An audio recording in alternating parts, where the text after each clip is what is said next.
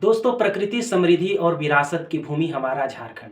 जी हाँ, जोहार नमस्कार। प्रकृति समृद्धि और विरासत की भूमि हमारा झारखंड आज मानव हाथी संघर्ष से गहरे तौर पर प्रभावित है। एक तरफ हाथियों की चीख है तो दूसरी तरफ इंसानों की पुकार। आखिर कौन सुनेगी इनकी चिंता को?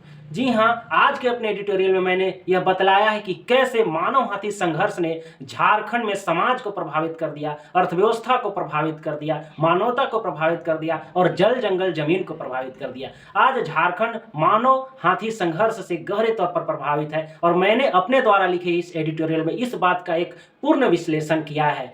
तो जैसे कि हम बता दो अपने इस एडिटोरियल में मुख्य बिंदुओं को, तो हम देख पा रहे हैं कि जब जंगल रोते हैं तो गांव डरते हैं। जी हाँ, जल जंगल जमीन और उससे जुड़ी हमारी पहचान में जब हाथी ही नहीं रहेंगे तो जंगल कैसे बचेगा, और जब जंगल ही नहीं रहेगा तो झारखंड कैसे बचेगा।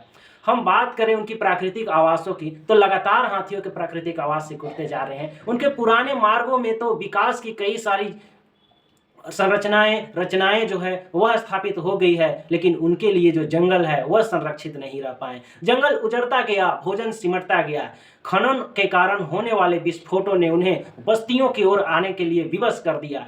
उनके आवास को छीन लिया गया। उनके आवास को छीनकर उन्हें सिमटाते जाया जाने लगा। जलवायु परिवर्तन हो या जल की कमी, हर स्तर पर जो है हाथियों के लिए, उनके अनुकूलन के लिए, उनके अस्तित्व के लिए समस्याएं पैदा हो गई। एक तरफ सूखा तो दूसरी तरफ बाढ़ ने उन्हें बस्तियों पर आक्रमण करने के लिए और इंसानों से टकराव के लिए विवश कर दिया।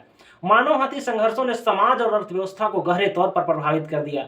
जंगल में जितने भी ग्रामीण हैं, जो गरीब हैं, जो वंचित हैं, वो रात भर जागते हैं। उनकी शिक्षा प्रभावित हो रही है, वह विस्थापित हो रहे हैं, वो पलायन के शिकार हो रहे हैं और अंततः वो गरीबी के कुचक्र में फंसते जा रहे हैं। उनकी रोजगार छीन जा रही है, उनकी आजीविका छीन जा रही है और संघर्षों के कारण उनकी जान भी चली जा रही है। झारखंड के कई जिलों से लगातार ऐसी खबरें आ रही है कि मानव हाथी संघर्षों ने उनकी घर को उजाड़ दिया, उनके जान को निगल गया। तो एक हम देख सकते हैं कि आजीविका के स्तर पर चाहे तेंदुपत्ता हो या महुआ, हर स्तर पर जो उनके जंगलों से मिलने वाले रोजगार था वह प्रभावित हो गया। हालांकि हमारे पास वन्य जीव संरक्षण अधिनियम 1972 है, प्रोजेक्ट हाथी है, पर्यावरण संरक्षण अधिनियम है, लेकिन फिर भी अगर हम स्थानीय भागीदारी, जीपीएस ट्रैकिंग सिस्टम और एक मजबूत कार्यकुशल नीतियों को व्यवहारिक तौर पर धरातल पर नहीं उतार पाए हैं, जो आज बेहद ही जरूरी है, बेहद ही प्रासंगिक है। तभी हम झारखंड की इस गहरे सामाजिक पर्यावरणीय समस्या को समाधान कर पाएंगे। धन्यवाद।